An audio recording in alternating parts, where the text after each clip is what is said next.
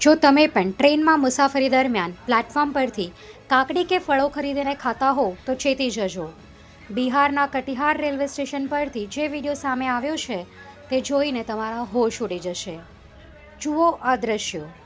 કેવી રીતે પ્લેટફોર્મ પર બેઠેલી મહિલાઓ કાકડીને લીલા રંગના કેમિકલમાં રંગી રહી છે.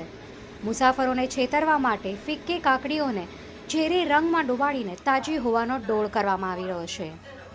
રેલવે સ્ટેશન પર સેંકડો કર્મચારીઓ અને પોલીસની હાજરી હોવા છતાં મુસાફરોના સ્વાસ્થ્ય સાથે ખુલ્લેઆમ ચેડા થઈ રહ્યા છે.